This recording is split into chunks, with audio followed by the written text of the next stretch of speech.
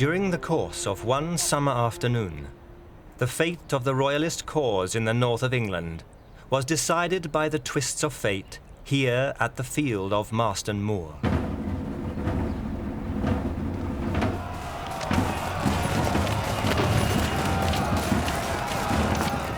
There is no clear answer to what caused the English Civil War. Contemporaries and later historians have disagreed greatly about the causation. The fashion now is to emphasise short-term causes, and mainly political and religious. Things like the policies of Charles I, his fiscal policies, his religious policies. Indeed, historians nowadays would stress the religious element to causing and motivating people to fight the Civil War. At the end of 1643, the fate of England lay poised in the balance. After over a year of bloody civil war, King Charles I and his Royalist army were clearly on the defensive.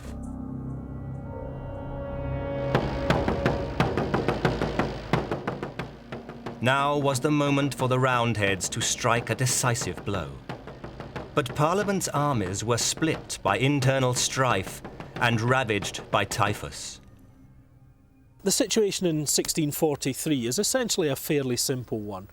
The Royalists, or the Cavaliers if you like, and the Parliamentarians, the Roundheads, have been at each other's throat for a year and a half without a strategic victory on either side.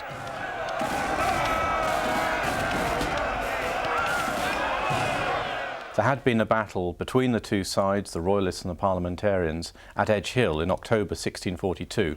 Effectively, this was a draw. There was a lot of attempts to seize territory, take a town here, put a garrison there, but nothing that was particularly conclusive. And as 1643 came to an end, each side could think that they'd really made very little progress in terms of fighting the war effectively. In the south, it was a wave of Royalist victories, coming to a stop at Cheriton. In the Midlands, it was to and fro, and here in the north, it was to and fro.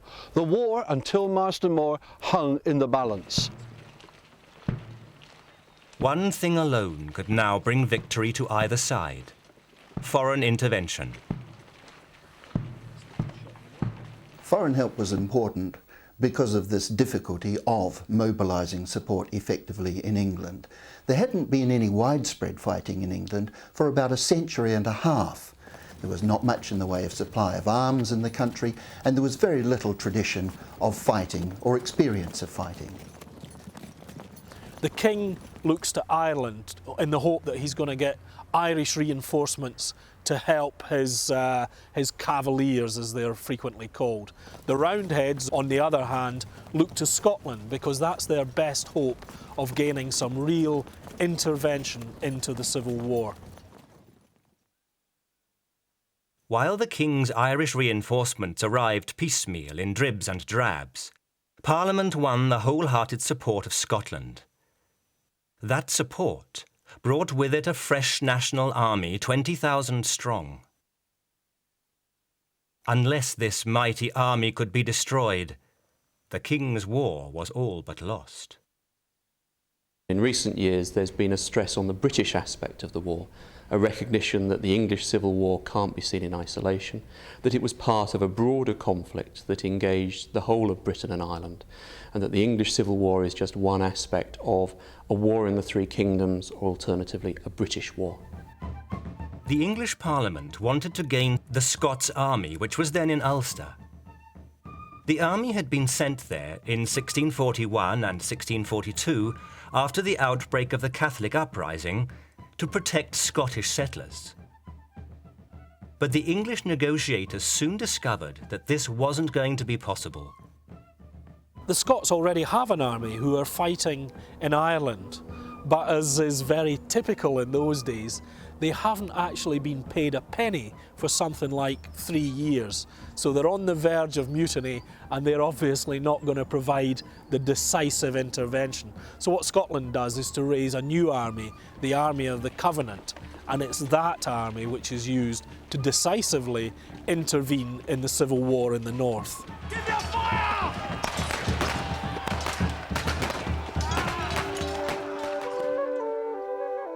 The infantry regiments of the Civil War period were organised in an unique way. Side by side in each regiment, there were to be found two quite different kinds of soldiers: musketeers and pikemen.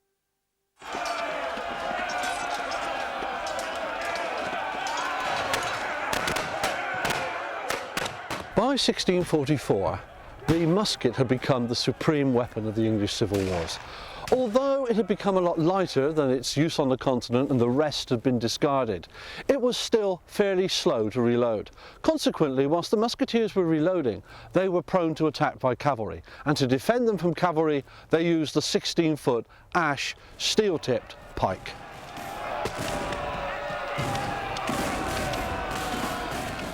Most armies would wish in their infantry regiments to have a majority of musketeers to pikemen, perhaps 3-2 or 2-1, though that wasn't always possible, and some Civil War regiments actually had roughly equal numbers of pikemen and musketeers.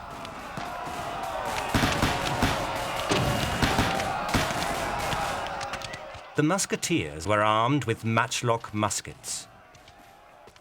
These were simple muzzle-loading weapons, fired by means of a piece of match or slow-burning fuse.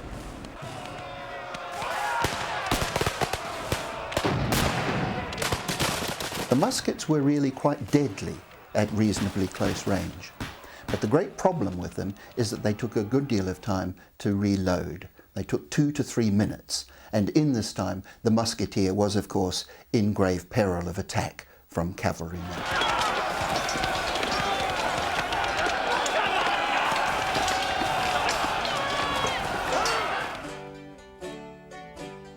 On the 19th of January 1644, Alexander Leslie, the Earl of Leven, led his blue-bonneted army across the River Tweed into the north of England. The north of England had been won for the king by the Marquis of Newcastle's victory over the northern Parliamentarians at Adwalton Moor. Since then, it had been a secure rear area for the Royalists. These were the recruiting grounds, the great landed estates from where many of the Royalist gentry could draw support. It was also for taxation purposes, huge areas and small towns from which you could raise the sinews of war. Freed from parliamentarian interference, this area not only provided recruits for the Royalist armies, but coal, the chief product of the region, was shipped out from the Tyne to pay for the arms and ammunition. These munitions were landed by blockade runners who slipped past the stronger parliamentarian navy.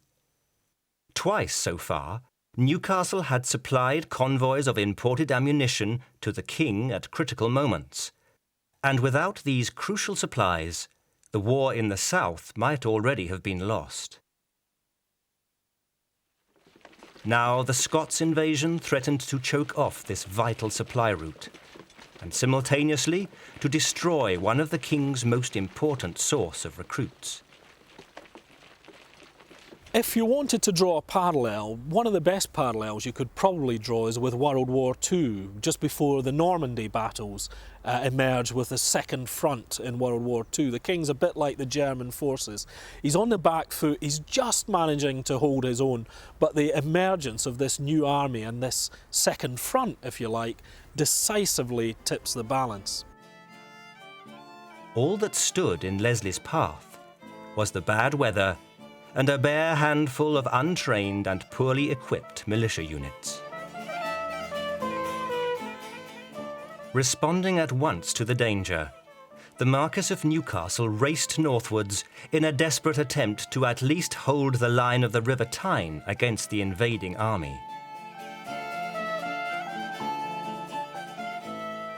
William Cavendish, the Marquis of Newcastle, was a fabulously wealthy landowner who had spent an enormous portion of his own personal wealth on the King's War.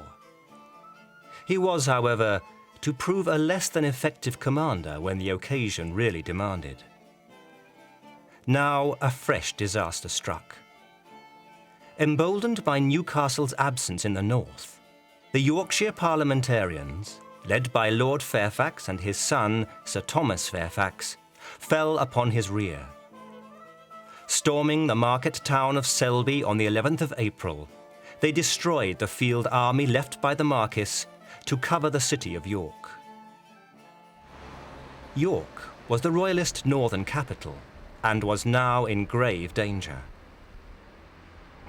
If the Marquis of Newcastle had not been in the far north by the River Tyne attempting to organise a defence against the Scots, and if he had therefore been available at York with his forces, it seems most unlikely that Fairfax would have succeeded in taking Selby. All hope of halting the Scots' advance was abandoned, and Newcastle rushed southwards to save York. At this point, Alexander Leslie, the Earl of Leven, revealed his true worth as a strategist. Rather than being distracted by long sieges further north, rather than dividing his army significantly, he kept the main body intact and he moved south at speed, brushing aside the Royalists, clearly aiming at the Royalist northern capital of York to apply as much pressure as quickly as possible on the Royalist cause in the north of England. Leven, despite the fact that his supply lines were endangered by Royalists behind him, took the correct decision. He moved south to threaten the real base of Royalist power and to lay siege to York. This meant that Leven was now free to join with Manchester and join with the Fairfaxes in order to besiege York. It united the three armies together. It forced the Battle of Marston Moor, and consequently that decision to come south was critical to the whole progress of the war. By the 22nd of April, he was united with the English Parliamentarian forces led by Fairfax. They met outside York, and Newcastle's army was promptly besieged within the ancient walls. Unless relief could come soon, the Royalists would be starved into submission, at which point the North, and ultimately perhaps the fortunes of the king himself, would be ended.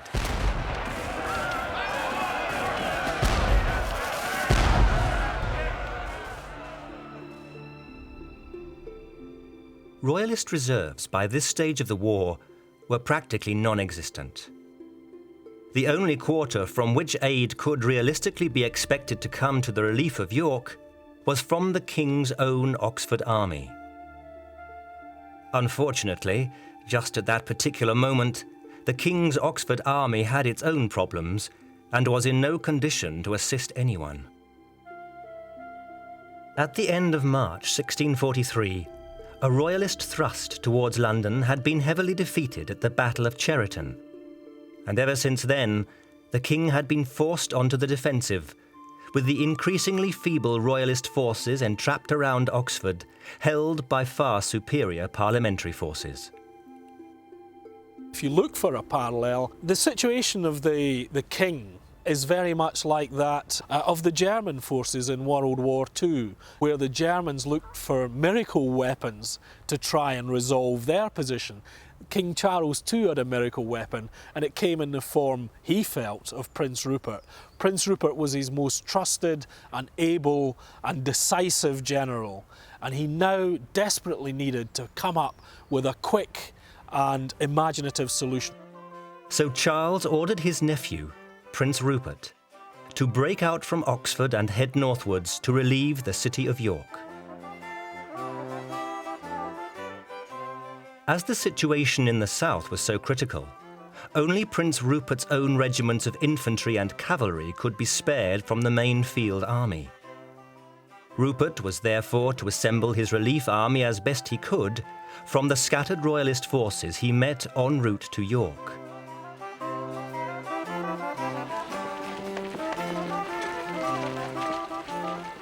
The army gained strength, but even with the aid of other locally raised units, there still were not nearly enough men available to attempt a march on York. Undaunted, Rupert then hatched an ambitious plan. At the beginning of the war, much of Lancashire declared for the king, But in the spring of 1643, Parliament gained the upper hand after the Battle of Whalley Ridge.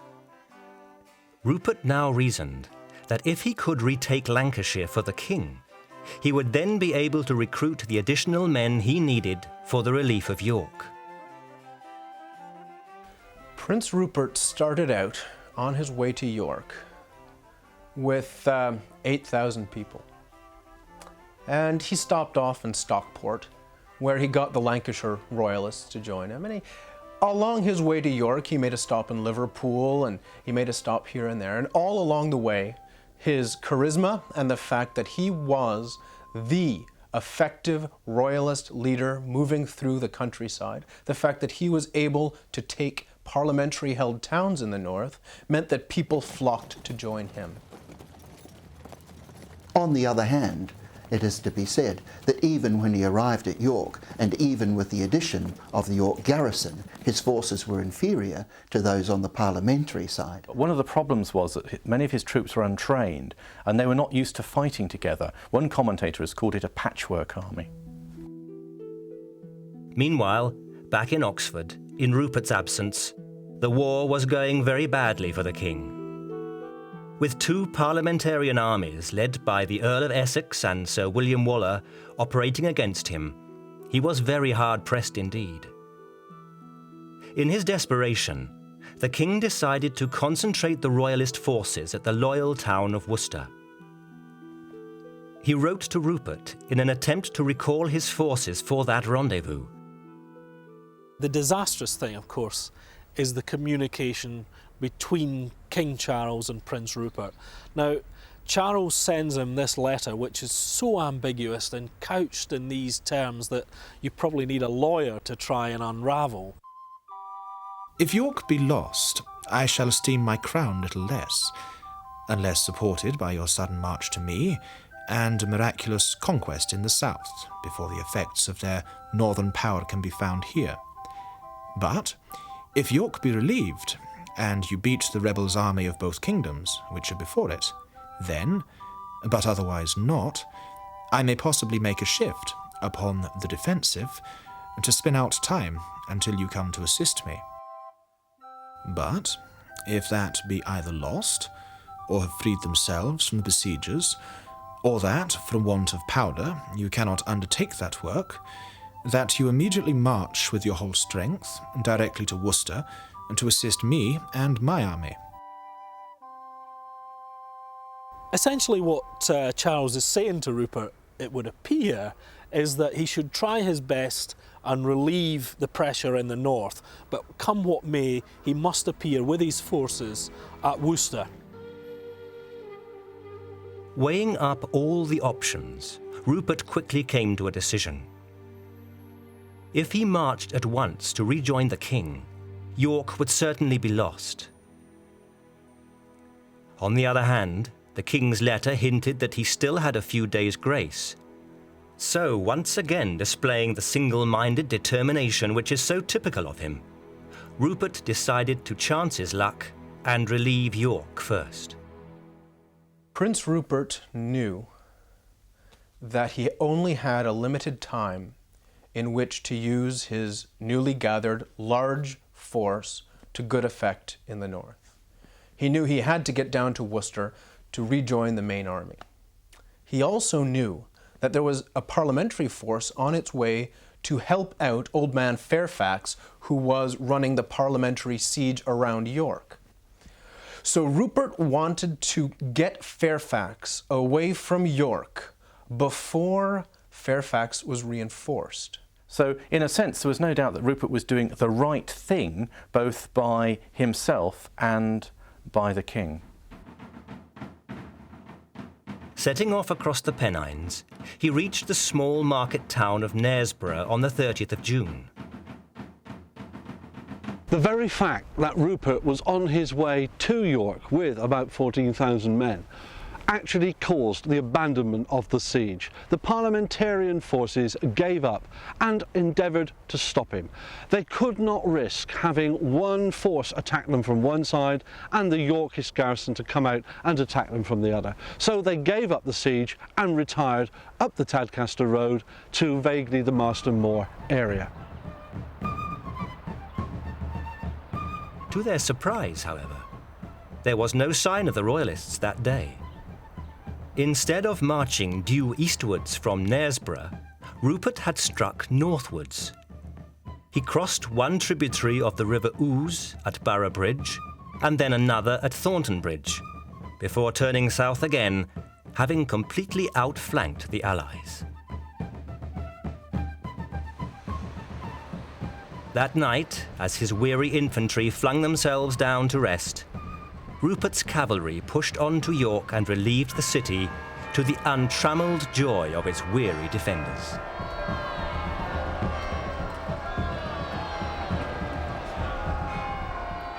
Initially, it looked as if Rupert had succeeded brilliantly in the campaign. He'd achieved what he'd set out to do. He'd gone on a very vigorous and bold thrust up through Liverpool. He'd freed besieged towns, he'd increased the strength of his army, and he'd relieved York. So at the time of when he arrived there, it looked like it was a spectacular success for the Royalist strategy. But the relief of York was not decisive while there was a very strong parliamentary and Scottish army in the north of England. It was the destruction of that army that was the key to the north.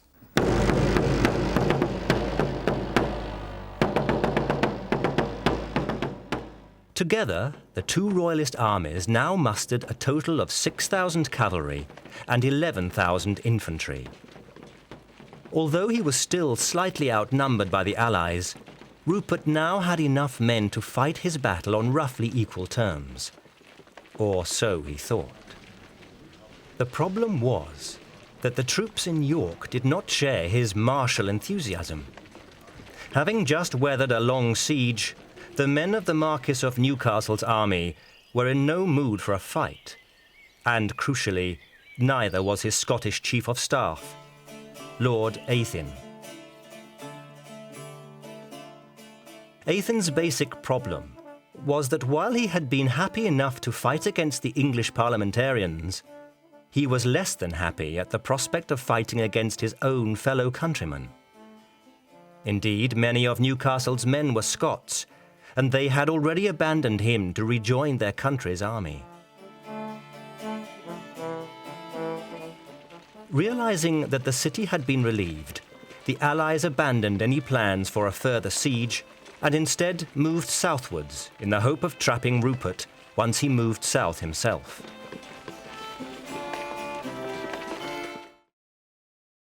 Athin, with the city relieved, argued that there was no need whatever to rush into a battle immediately. Both of the Royalist armies were exhausted, and it would be much better to rest them for a few days before moving out to fight the Allies. On the other hand, Rupert still had the king's letter summoning him urgently to that rendezvous at Worcester. Rupert carried the letter that Charles had written him on his person to his dying day. He constantly sought to try and vindicate his actions at Marston Moor, and he used that letter as the means by which to try and do so. There was no alternative, he argued, but to fight and to fight now. Reluctantly, Newcastle and Athin bowed to his wishes. Whether or not Athin was right in wanting to rest the York garrison before making a sally out to fight on Marston Moor is one of the great debates of this campaign. They in fact proved their ability by doing exactly what Rupert wanted. Although they arrived, according to Rupert, drunk and in a truculent mood, they fought very well. So consequently, one is tempted to ask, well, would they have fought any better, or could they have fought any better had they been rested? Personally, I doubt it. By the time Rupert's troops arrived in and around York, they had undergone a long march. They were clearly tired and therefore may have needed time to rest and recuperate. Had Rupert delayed giving battle, he could also have better welded his troops with the new reinforcements, the foot of Newcastle, that he picked up in York, instead of what actually happened, the rather messy arrangement that occurred on the 2nd of July.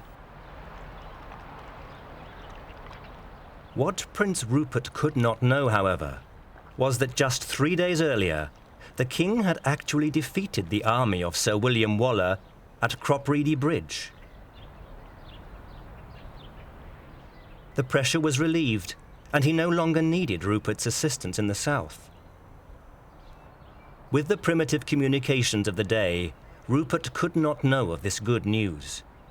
Still thinking that he had to move fast, he set off in pursuit of the retreating allies early next morning, and he soon caught up with their rearguard on Marston Moor. We're now up on Cromwell's Plump, or Cromwell's Clump, depending on which sources you look at, and this is where supposedly the parliamentary command met and controlled the battle.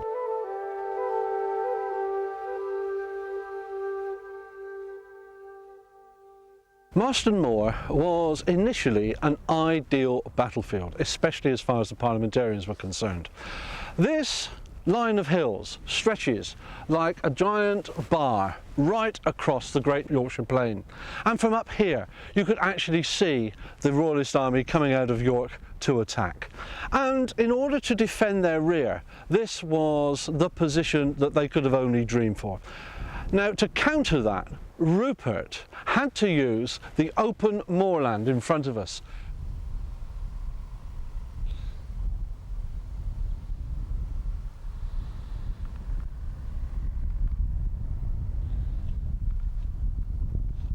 From here, you can actually see the high ground, and you can begin to appreciate just why Prince Rupert wasn't anxious to attack, why he chose to make this a defensive battle.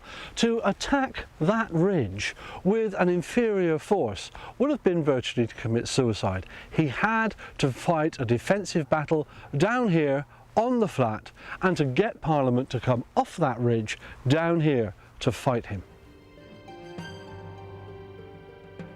The cavalry regiments making up the Parliamentarian rearguard were positioned on a low ridge stretching from east to west, overlooking Marston Moor. But there was still no sign of the Roundhead infantry. The fiery Prince Rupert would certainly have attacked before the Allied foot returned if he had been given a chance. But the operation was already beginning to go badly wrong for Rupert. Although Rupert's cavalry had reached York the previous night, and so had only a short distance to march onto the moor, his infantry were still camped some miles back up the road at Tollerton, and had not even reached York as yet. As a result, it was some hours before they reached the battlefield. By the same token, there was no sign at all of the white-coated infantrymen belonging to Newcastle's army. We know that the Royalists had problems in deploying on the 2nd of July.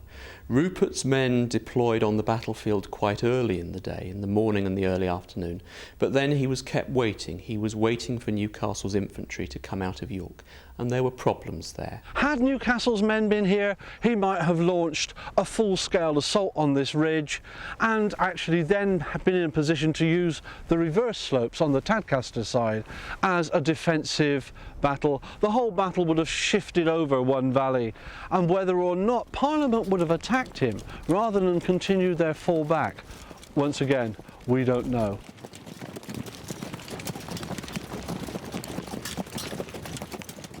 There's a fair amount of room for conjecture when we consider how the armies were drawn up on Marston Moor. Prince Rupert was having a terrible job in bringing together the garrison of York and getting them onto the field.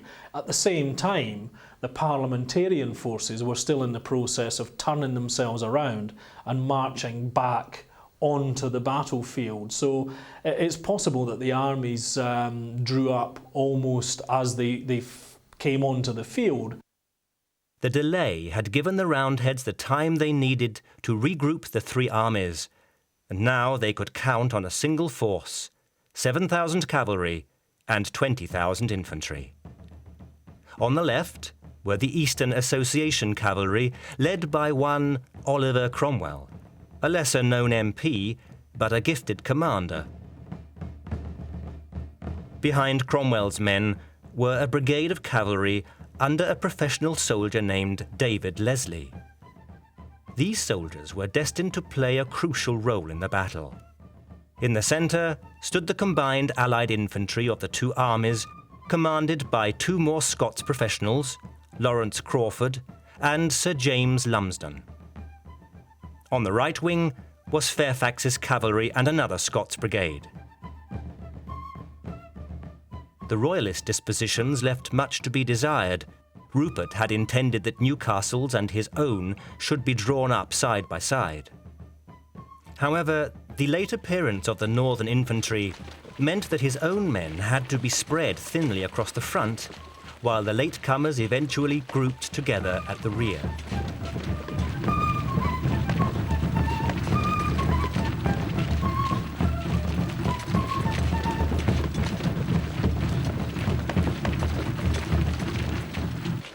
Working from the Parliament right to left, you have Sir Thomas Fairfax with cavalry against Goring with cavalry. You have in the centre Bailey and Crawford and Fairfax against Mackworth and Ethin with foot. And over on the extreme left you have Cromwell and Leslie against Byron, once again with cavalry. The classic foot in the centre, wings of horse formation.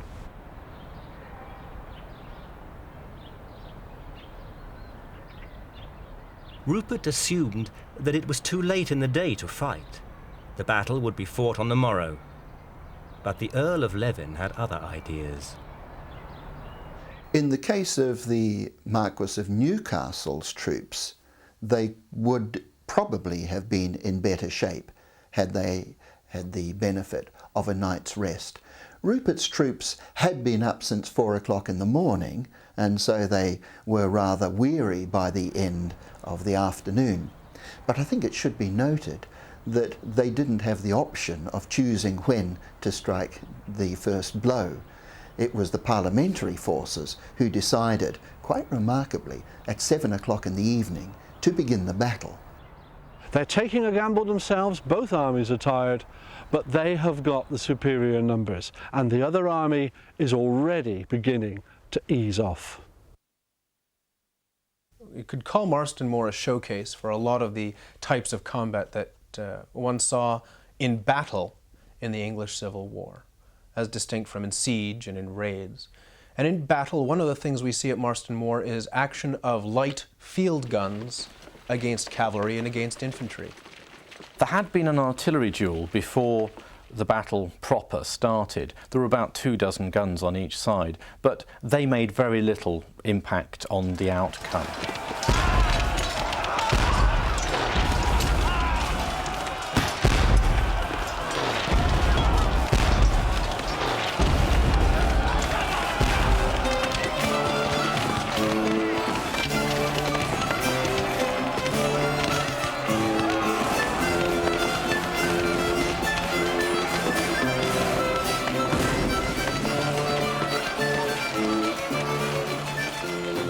The Allied army rolled down off the ridge and crossed the moor at a running march to attack the unsuspecting Royalists.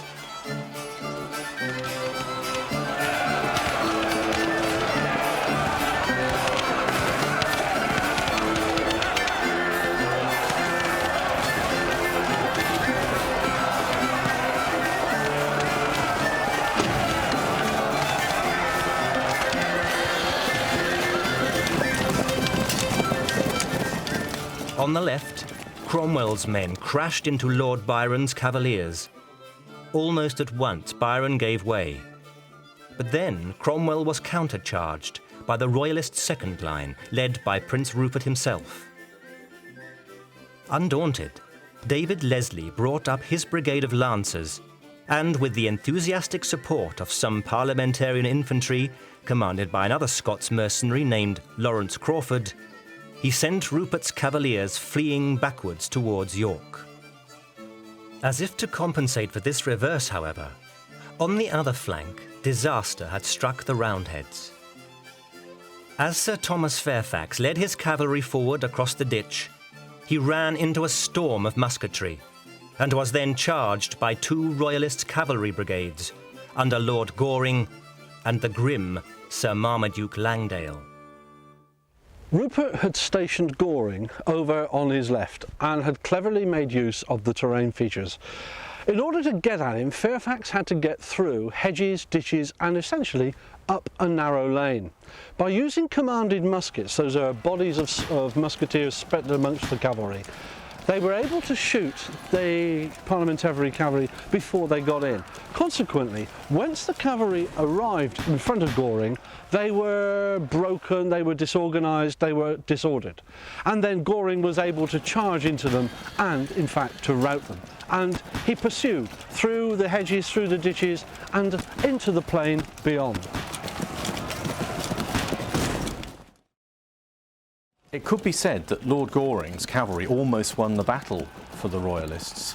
It was successful in driving off the Fairfax's cavalry on the Parliamentarian right, and this then brought them in on the flank of the Scottish infantry who were in the centre of the Royalist line. On the field itself, you get this kind of big swing. On one side, the Royalists are victorious, and on the other side, the Parliamentarians. So the whole battlefield begins to pivot. Encouraged by the success of Langdale, Sir Charles Lucas then charged forward at the head of the Royalist reserves.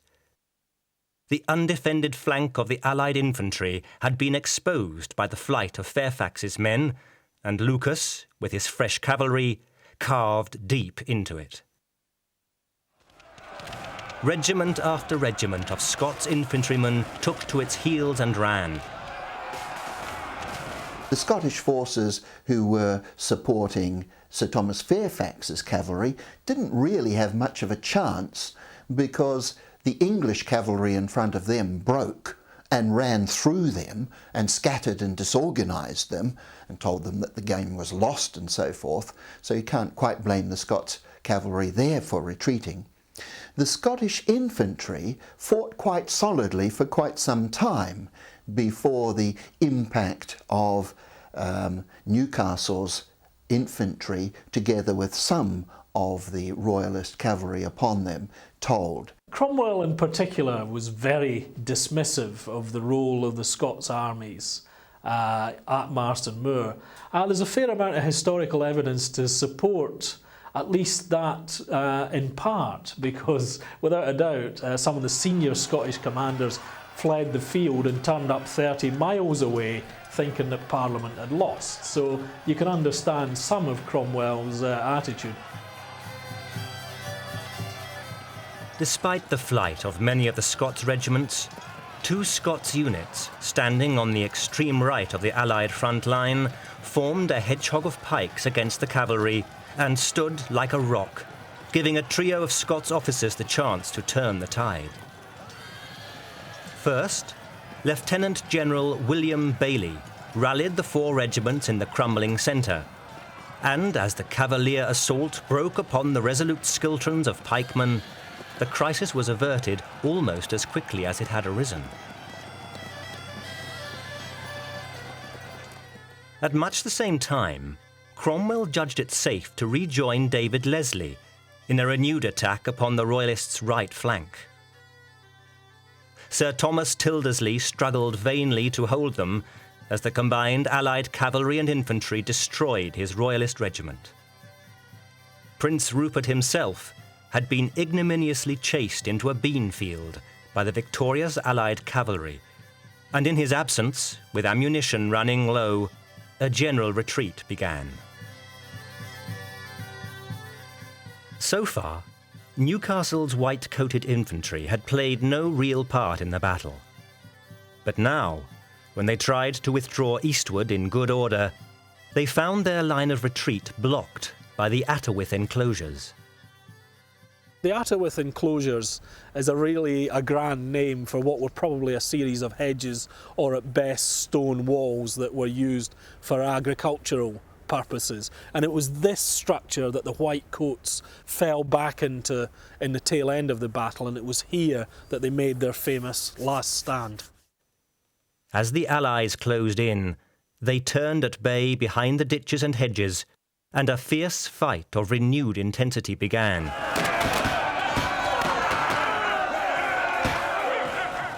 The infantry of the Marquis of Newcastle partly undid some of the disproportionate disadvantage that Rupert had in infantry. He was heavily outnumbered in infantry, and thus they play a part in evening up the balance and enabling the Royalist centre, the infantry, to hold the parliamentary infantry, and indeed for a time almost to gain the upper hand in that infantry fight in the centre of the battlefield.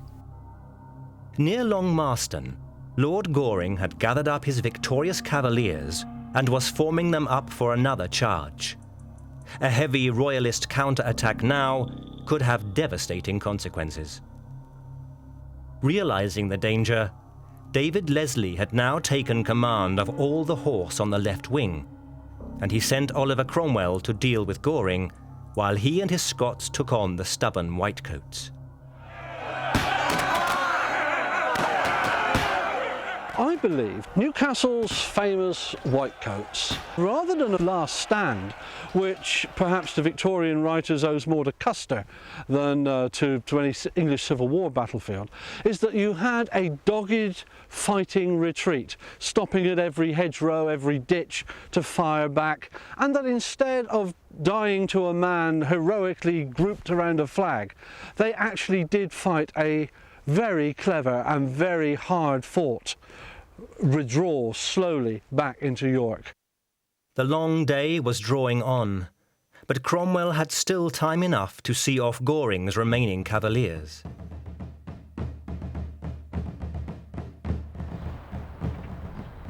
Cromwell was able to control his men after the charge, after they had broken the enemy, halt them, dispatch troops to pursue the enemy, and he was then able to wheel with a body still intact and attack the infantry, which, of course, gave enormous weight to the infantry battle.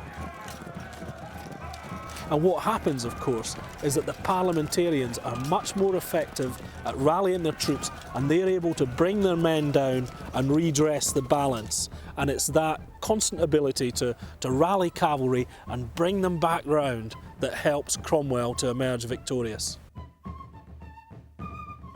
As Fairfax rode round to Cromwell, Cromwell was able to intervene with intact cavalry. Cromwell more or less saved the day at Marston Moor, as he was later to do at Naseby. By now, the Royalists must have already known that the battle was lost, and in the ensuing melee, they were routed just as swiftly and decisively as Fairfax was. The Battle of Marston Moor, like most of the key engagements in the Civil War, was ultimately determined, I believe, by the size of the armies. Almost always in a Civil War battle, the numerically superior army beats the numerically inferior army. And despite all the vicissitudes that we see in the course of the battle, in the 2 or 3 hours of that summer evening, eventually I think that told. That was the key point. Marston Moor was an utter disaster for the king. The Royalists are now known to have lost no fewer than 10 colonels and at least 23 captains. It is also the loss of 4,000 men killed, 1,500 captured. It's the loss of arms and ammunition, 10,000 stands of arms taken here. It's the loss of 25 guns taken here, the loss of the wagons, the whole plethora of war, the whole impedimenta had gone, the supply had gone. Weary and dispirited, Rupert led the survivors of his broken army north to Richmond, and then back across the Pennines to rejoin the king. After his defeat, Rupert could hardly scrape together 6,000 men. That's about a third of the army he'd commanded the day before. and he was forced to march away from York, leaving a much depleted garrison to try and hold the city. York found itself besieged again and obviously didn't have the legs to undergo another siege, and effectively the whole of the north was lost to the king. It was a disastrous campaign in that respect. The Marquis of Newcastle, who was the man who held Royalist forces together really in the north, was so depressed by the outcome that he took boat for the continent and didn't in fact return to England until the Restoration in 1660. So Charles lost his most effective man, his most loyal subject, his most loyal, wealthy subject in the north.